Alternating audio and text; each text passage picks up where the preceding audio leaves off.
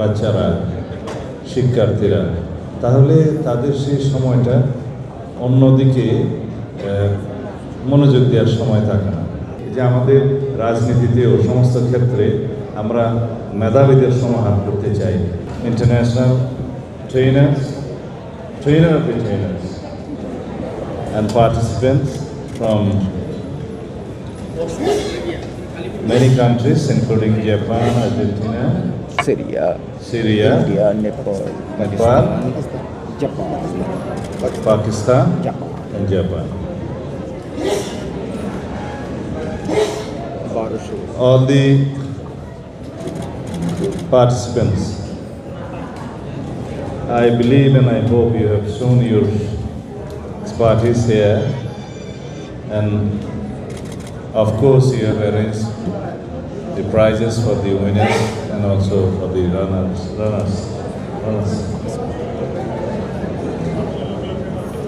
This is not my cup of tea. I don't understand this kind of sports and etc. which I was discussing. And also I don't like to bow heads down. This is not host. Anyway, এবার বাংলায় বলি।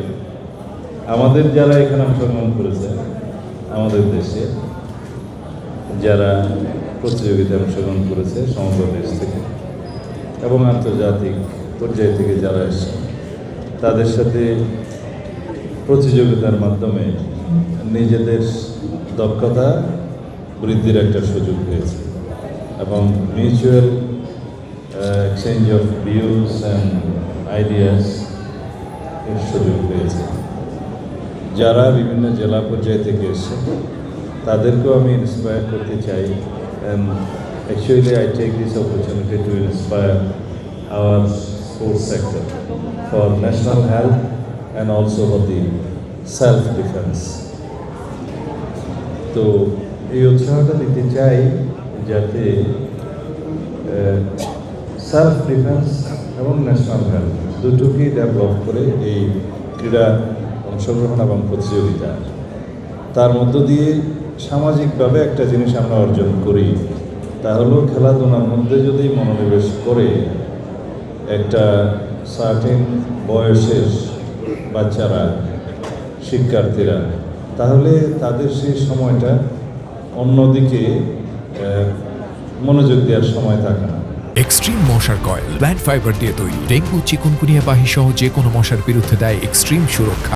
যাতে করে অন্যরকম চিন্তার, বিভ্রান্তি চিন্তার বা সামাজিক সমস্যা সৃষ্টি হওয়ার বা অপরাধ প্রবণতা কমে।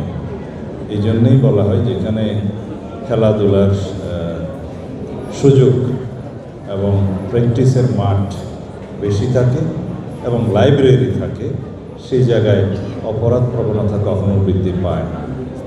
তো এই একটা সেক্টর স্পোর্টস, এবং আমাদের দেশে তো মাঠ কমে গিয়েছে। আমরা আশা করি ভবিষ্যতে সুযোগ পেলে খেলাধুলার জন্য পর্যাপ্ত মাঠের ব্যবস্থা করতে হবে, করার প্রতিশ্রুতি আমাদের আছে সারা দেশে। এবং ইনডোর গেমসের জন্য জিমনেশিয়ামটা সেটা উপজেলা পর্যায়ে অন্তত শুরু করতে হবে। আমি আমার উপজেলাতে বিগত 25 বছরে সেরকম একটা জিমনেশিয়াম করেছিলাম। এটা এখন পুরোপুরি অব্যবহৃত আছে।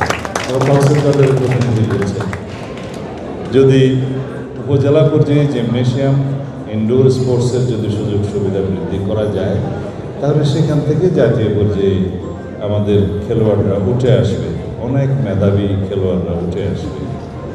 যাই হোক, সেই প্রচেষ্টার মধ্য দিয়ে এবং পাশাপাশি লাইব্রেরি গঠনের মধ্য দিয়ে জাতীয় চরিত্র গঠন, জাতীয় স্বাস্থ্য গঠন